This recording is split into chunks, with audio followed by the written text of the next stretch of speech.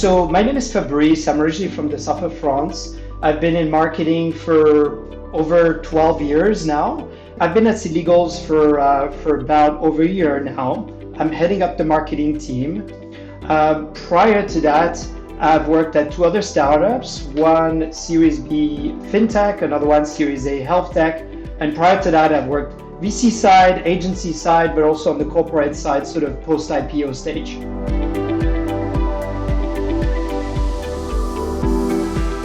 When I was 17 years old, I took my first trip by myself, and that was to New York City, and I was a witness of 9/11, unfortunately. I was right in front of the towers when this tragic event happened. That's not something that a lot of people know. My school was 2 blocks from the towers, and I was right there that very morning, and then I ran as fast as I could uptown. So that was a long time ago, more than 20 years ago. But yeah, that's something that not a lot of people know. I've progressed in my career, I think, relatively quickly. The way I've progressed, I don't know if it's traditional way or not, but it was certainly my way.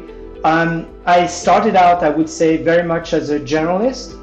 I was working VC side. I had a portfolio of 7 companies, and I was doing a bit of everything. And my way in was video. I had a past background in the film industry for 4 or 5 years. So I went into the industry via the video route, then learned copy, design, etc. I was a bit of a jack of all trades. But then one day I spoke with our CEO at the time of the VC, the seed fund, and he said, "That's great, you're doing all these things, but there's nothing I can measure in what you're doing. So I'm not sure if you're doing well, not well. What I can actually measure is what our PPC partner agency do, because I can see how much they're spending, how many clicks they're bringing to the table, and how much revenue that generates." And bingo, I had kind of a light bulb moment in my head, and I was like, okay, well, I'm going to specialize in digital acquisition. And that really taught me that you have to work really hard to make it. You have to convince. You're not getting any salary until you've proven your value. And if I look retrospectively, it was actually a fantastic education. A typical day of week includes a couple of things. So I would say number one, team management. I do have a large team now, more than 15 people.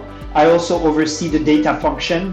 So that's extra responsibility with 3 people in the data team. So that's the first category. The second category is, how are we making progress against our strategy? Are we working on the right things? And are we executing fast enough? And what do we need to tweak there? So that's strategy, execution. Are both working very well together? Are we heading in the right direction? That would be part of my day-to-day. Third one would be data. I'm a data geek. I love to be immersed in data. So my tip there is I spend half a day on data every Monday morning. Number 4 would be spending time managing the expectations of our senior leadership team, our founders. So working with the team there and making sure we're all aligned and heading in the right direction.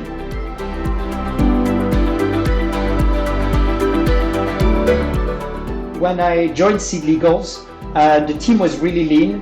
We were 2 in marketing, and when I benchmarked the stage of the company compared with other startups, previous startups I was involved with, I thought this needs to be a team of 10.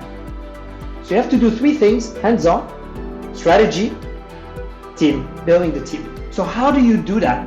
What I've seen is a lot of people fail at this because either they go too deep on the hands-on side, or they go too deep on the team building side, and they come across as people who need a team of 20 to start doing things. There's no 2 ways about it. You have to be organized, and you need to split your time effectively. So the way I split my time at SeedLegals back in the early days a year ago was kind of half-half. Like half would be strategy hiring, and the other half would be rolling up my sleeves, being in the trenches.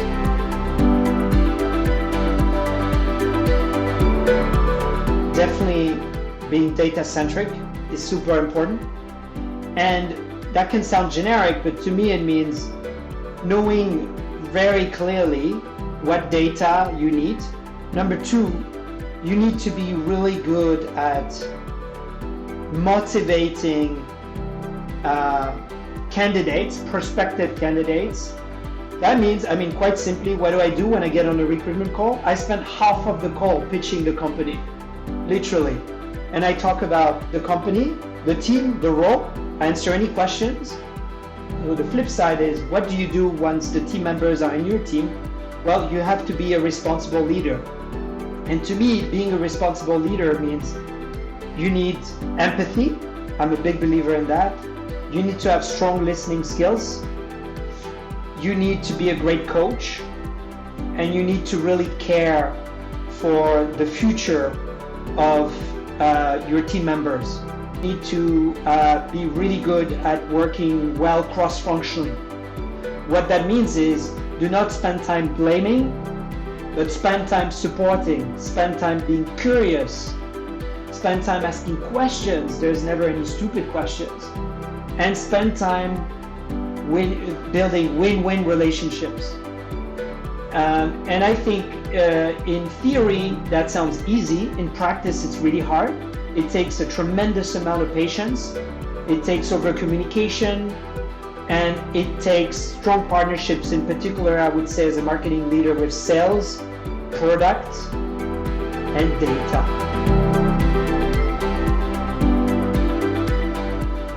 Yes, so I have some advice for you on pivoting, whether it be from a vertical perspective or corporate to scale up, or agency, client side to agency, whatever it may be. My first advice would be, try to first be conscious and answer the following question. Am I a victim of the imposter syndrome? That to me is the first question you need to answer with yourself, and try to be honest with yourself. I would say a lot of people are. And the first thing to kind of flip there is to understand that you can be the actor of any outcome you want. And I'm a big believer of that. Taking control of your own career is a sales job, and it takes a lot of confidence in your own abilities, and you can build on that confidence. And I think the first advice there is, break down the imposter syndrome and get out there.